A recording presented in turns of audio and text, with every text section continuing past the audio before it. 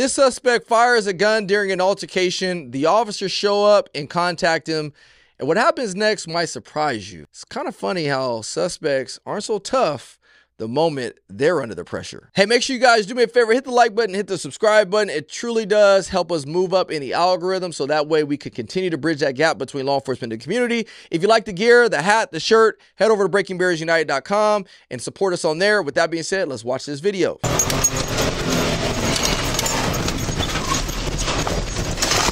Drop the gun! Drop the gun!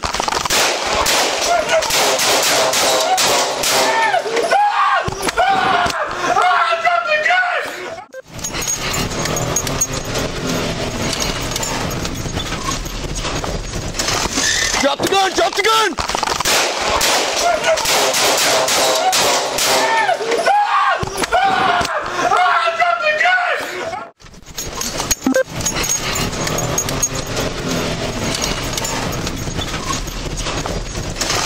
Drop the gun! Drop the gun!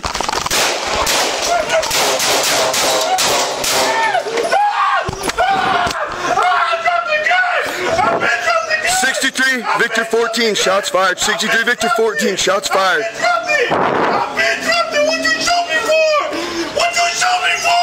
You know what amazes me is that this guy just got done shooting at somebody during an altercation, which they discovered later.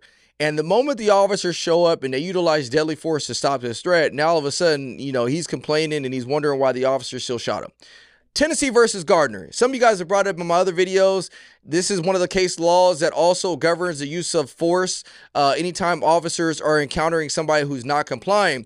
But there's one thing that I want to highlight with the Tennessee versus Gardner case. It's a case law. You guys can look it up if you want.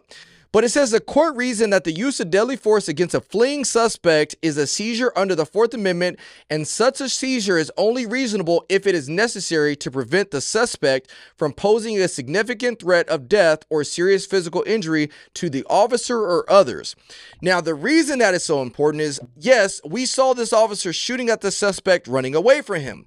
But if you guys are watching my Instagram channel or my YouTube channel last week, if you remember, in San Diego a few months ago, officers were chasing a suspect who was fleeing from them with a knife in his hand, and the guy is actually able to grab another individual and take him hostage and actually able to stab this guy a few times before the officers were able to utilize deadly force to stop him. This suspect, they knew that he had fired rounds at somebody. The officer sees him running with a gun, and he's running towards a store, and also he's in the public where there's other people that are around him.